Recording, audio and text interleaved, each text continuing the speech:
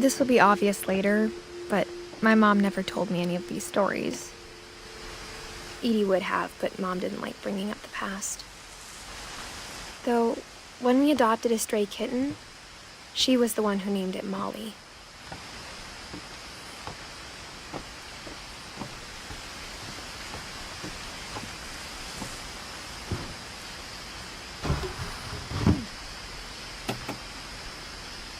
I spent a lot of time in Great-Grandma Edie's room.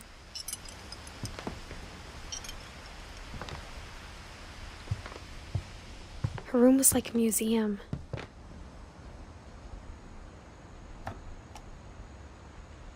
For 500 years, the Finches have been famous throughout Norway for their fortune and misfortune. Odin Finch buries the latest victims of the family curse, his wife Ingeborg and their newborn son, Johan. On January 7th, 1937, he set sail with his family and his house, hoping to leave the curse behind. But 40-foot waves off the coast of Washington send the house and Odin to the bottom of the sea. Odin's daughter Edie, with husband Sven and baby Molly, step ashore on their new home, Orcas Island. Odin Finch is the first to be buried in the new family cemetery. His daughter Edie is already dreaming of a new Finch house.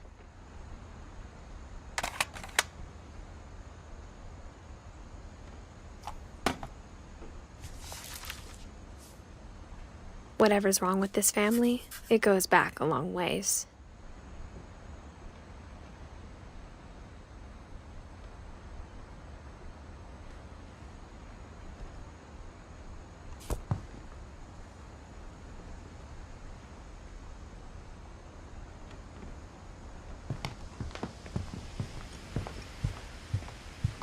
When Edie told people Sven was killed by a dragon, she could also have said he was building a dragon-shaped slide that collapsed. She could have, but she didn't. Even in her 90s, sometimes Edie seemed a lot younger than my mother. The only trace Grandpa Sam's first wife Kay left on the house was the pink bathroom. It was a pretty big trace.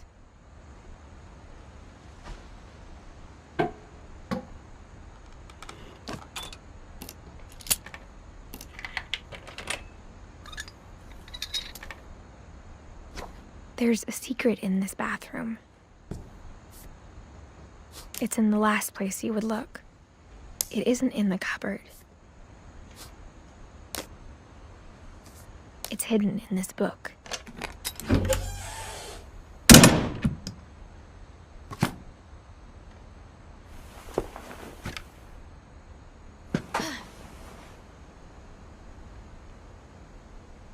Sven gave Sam an old camera he'd refurbished. He never put it down.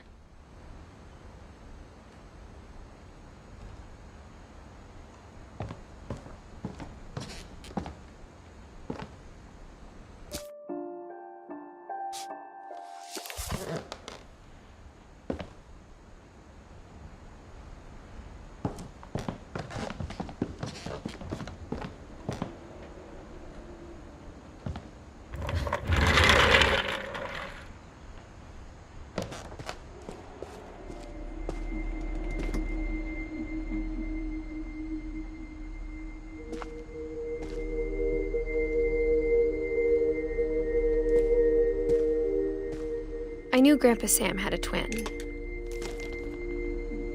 and that he never talked about him.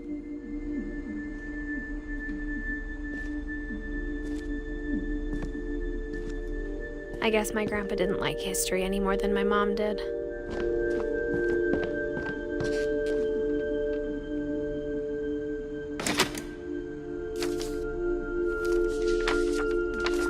How I Want to Remember My Brother by Sam Finch.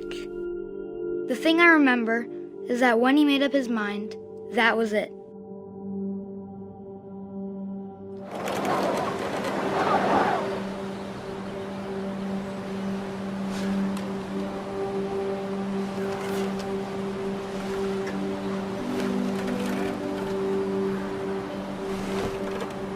My brother said he'd die before he ate another mushroom. And he did. At Barbara's funeral, we swore we'd never be afraid again. And he wasn't. I think Calvin always wanted to fly. Sam! Calvin! Dinner's ready! Coming! But that day, he finally made up his mind to do it. I told him going around was impossible. Maybe if I hadn't said that.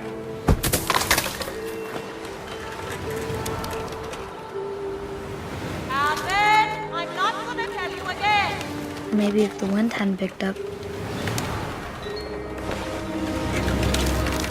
Then maybe he'd still be here. But I doubt it. I think he'd already made up his mind.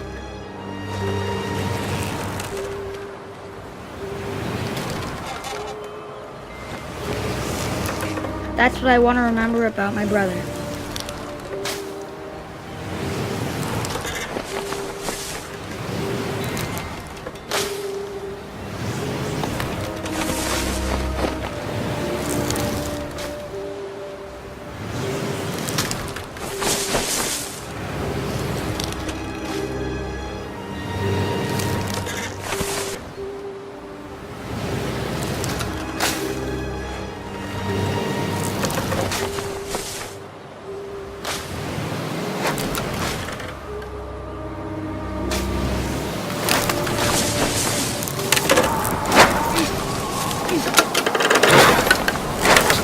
The day he made up his mind to fly. And he did.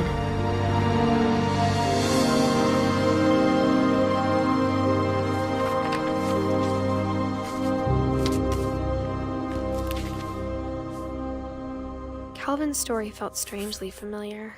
When I was younger, I remember trying to do the exact same thing.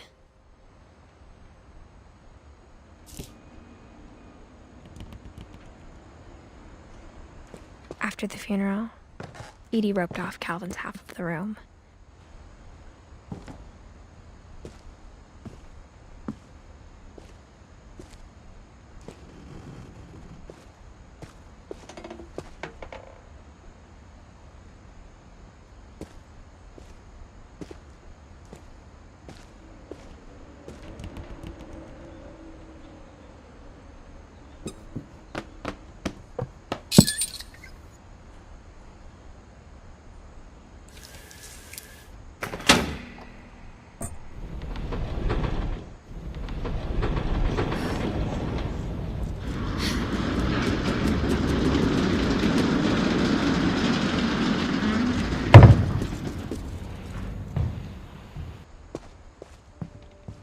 The passages were a pretty tight fit.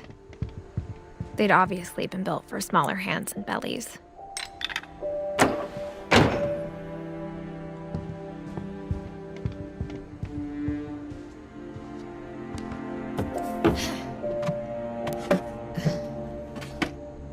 Growing up, I always thought of Barbara as a child star. I never thought about how hard it must have been for her afterwards.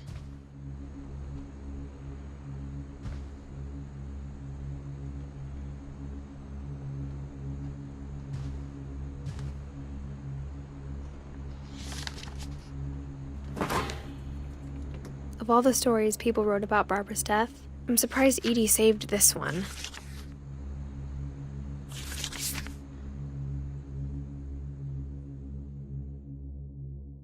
Old Jack here with another ghastly tale inspired by America's most unfortunate family. I'm calling it The Surprise Ending of Barbara Finch. As a child star, Barbara was famous for her scream. Now at 16, she was all washed up. A has-been. But in a lucky break, she'd been asked to perform her signature scream at a local convention for monster movie fans. It was just the boost her career needed. Unfortunately, her scream hadn't aged well. Getting better. I think you just need the right motivation. Her biggest fan and current boyfriend, Rick, was about to demonstrate when... Now that was a great scream. It was Barbara's father, Sven. He'd slipped into a table saw and had to be rushed to the emergency room. So Barbara got stuck babysitting her youngest brother, Walter.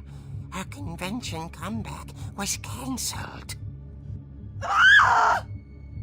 Okay, I'm hearing frustration, but I'm not hearing terror.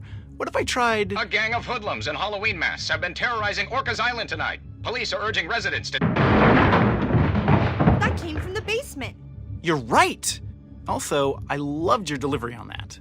Why is your basement door locked? Because my dad likes making puzzles and secret passages. There's a key hidden in the music box. The secret is to keep winding and winding until finally the key pops out. Thanks, babe. I'll be back in a sec. 20 minutes later, Rick hadn't returned. So Barbara went to look for him, right on cue. She reached for the music box. And as she wound the key, she listened for Rick, but the house was silent.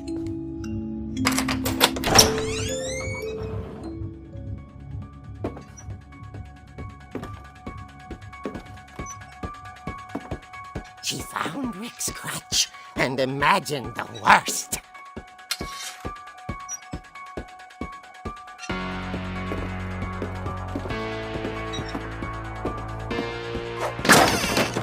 The gang's leader is the infamous Hookman killer, Dr. Carl Hamill, who impaled and then ate his family 10 years ago tonight.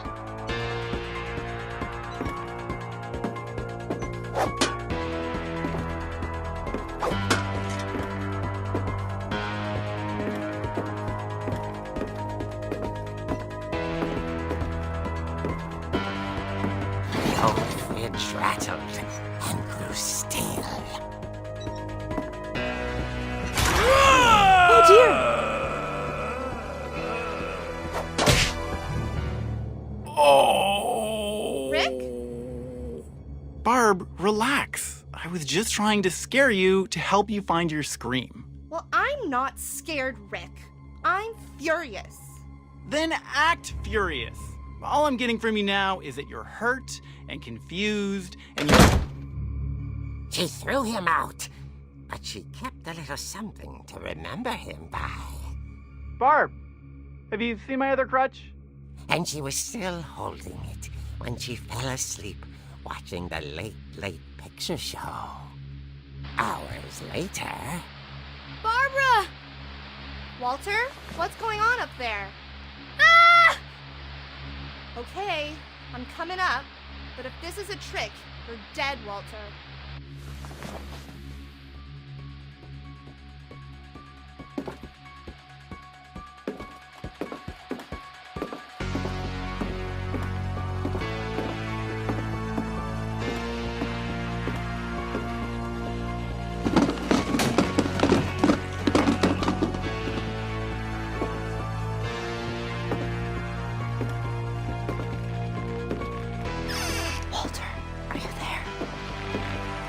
Walter had vanished, but his bedside radio was still on. Orcas Island police describe the man as 6 feet tall, with a steel hook for a hand. Residents are urged to lock all doors and windows and notify the police of any suspicious activity. Barbara turned, saw the hookman, and was speechless.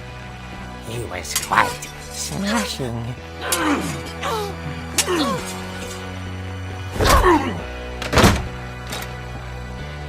And he was. He couldn't get enough of Barbara. Okay, Barbara, there's gotta be another way out of here.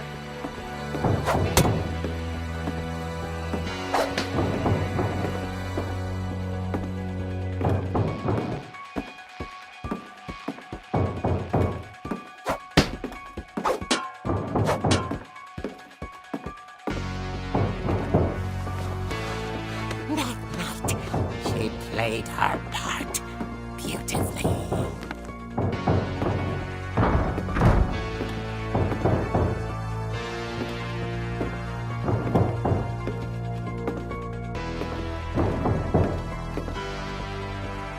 She thought about abandoning Walter, but just couldn't do it. Molly's door hadn't been opened in years. The hinges groaned.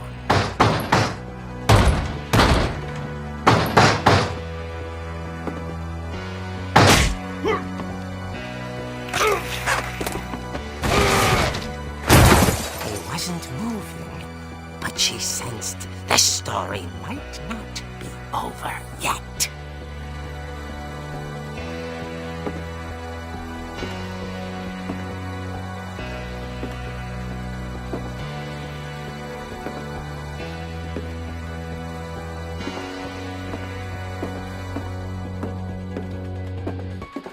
The hookman had vanished. She listened for his breathing, but all she heard was...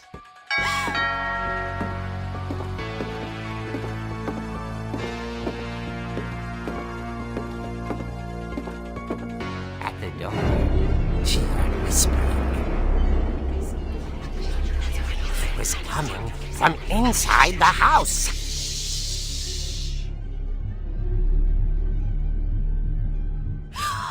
Oh dear.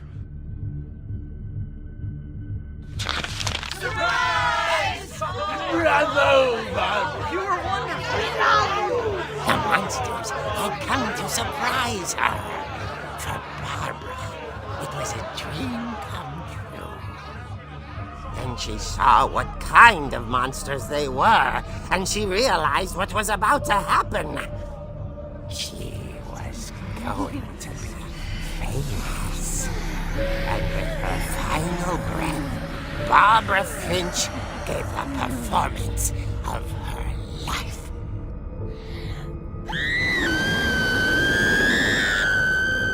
I wasn't there myself, but I hear Barbara was magnificent.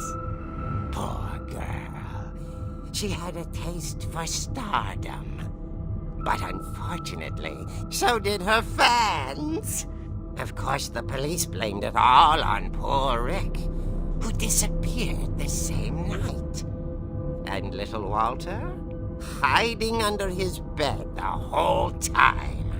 He took it all pretty hard, but that's another story. As for Barbara, tucked inside the music box is all they ever found of her. Her ear. Now that's what I call a real eerie tale.